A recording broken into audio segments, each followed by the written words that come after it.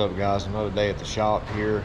We're gonna, before I get going today, we're gonna jerk the transmission out of the Datsun, and we're gonna send the clutch back off to get freshened up. Those of you that have watched the several videos back, had the disc out several times and looked at them, and they're got chunks missing out of them. And now that we got the car kind of figured out on the shifting and stuff, I want the clutch to be fresh going into this year, and I don't want to wait to the last minute to do it. So I'm gonna set the camera up, we're gonna pull the clutch out and get it boxed up, get it back to Rob. Also got to do a few other things. Gonna update our belts, because you know, even though this thing sits inside and there's nothing wrong with those belts, the date stamp is out, so they're not gonna like that at some of the tracks we go to. Also going to, what else we're gonna do here? Oh, we're gonna install the tick slave cylinder whenever we get everything back in, which I'll kind of talk about that whenever that time comes. But we got their new race, well, not gonna be able to do it one-handed, but anyway, it's their new race slave cylinder, so you don't have to pump the clutch. You get your pedal back after doing the burnout with one of these adjustable clutches. We're going to be putting one of those in as well, and probably going to get some fresh radials, because these, they got probably 100 licks on them. Probably just start off with a fresh set of those. Going to possibly switch my bar over here. I know I talked about that in one of the videos recently, maybe, I can't remember, but this bar, we're going to move it back and probably do a window net or something. But you know, that bar is really far forward, which is, you know, how my cage is laid out, it kind of ties in exactly where that node is. The rules say that we can go back, but we have to run a gusset. So I'll probably do that, but that's just going to help me get in and out of the car, because right now it is very tough for me to get in this little hole right here. So in the event that I would ever wreck the car, I'm sure I could probably still get out pretty fast, because I'd have some adrenaline going, but just getting in and out of it just in general at the track kind of sucks right now. So I might modify that, take the seat out. We'll look at that whenever we get there. But right now, set the camera up and start blowing this thing apart, and just show you kind of the process of taking this transmission out.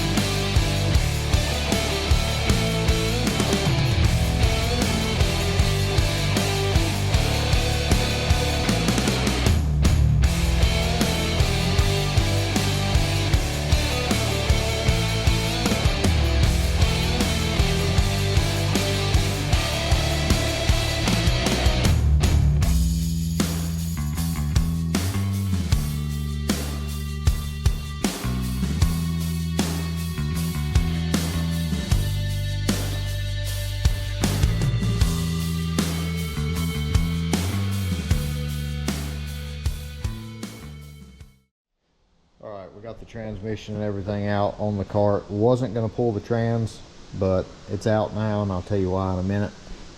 Looking at the clutch, inside disc, all the material's still on it. It hasn't started really chipping away yet. The floater, I had to pry it off because it's warped like crazy. So he'll take care of that, or give me a new one, either way. The outside disc, still got them. There's big chunks missing. That's just because I didn't have the clutch adjusted right, and it was blowing through it, getting it super hot. So that's the result there. Pressure plate. Before anybody comments that you need to get those hot spots turned off there, well, you've never run an adjustable clutch. They're going to be there after the first pass. It's going to look just like this. It doesn't really affect how it grabs from what we can. I mean, I guess it does to a certain extent, but you're not going to get away from it being hot like that. So the reason we pulled the transmission out, I don't know if you can see it, but the input shaft looks like an auger bit. You can see the clean line there is straight till it gets to right there, and then it is twisted like crazy. So the way you can tell, get your clutch disc here, get it on there, see how easy it slides, then it hits a wall right there. I know it's hard to focus with this camera, but it is twisted. Like, as soon as I pulled the transmission out, I was under the car, guiding it out so we could set it on the tile in there, and I seen it. Like, as soon as I pulled it out, I was like, good God. Now we're gonna have to get another input shaft, or send it back to TIC and let them do their magic on it. The best I can tell, this is the result of it being on the hub dyno. Just, beating it through 5 different full passes. We're not making no power. Like 1250 horsepower is what it made, I think, or no, 1217 to be exact. And that's not really a lot of power, but we did, when we got back from Fuel Tech, we found some the transmission mount, or the cross member bolts, were rattled completely out of it. Some other bolts were loose. So that's my only rational thing to think, that the hub dyno, just when it applies the brake and different things. I mean, whenever I talked to Rob on the phone, the clutch guy here, I said, yeah, we had it on the hub dyno. He said, oh, no, don't do that. So, but we had to get the shifting figured out. So this might have been a sacrifice that we had to make. It just sucks that we didn't get any more time than we did on all this, because it was twisted before, but not near this bad. But anyway, get all this stuff packed up and get it where it needs to go, to get all this stuff freshened up, and we'll get it back in. The one thing I am going to do, like I said, my belts are outdated, and I'm going to move this bar back while I got the seat out and get all this stuff out of my way, and then we should be good to go for this coming year. So that's the update for Hast.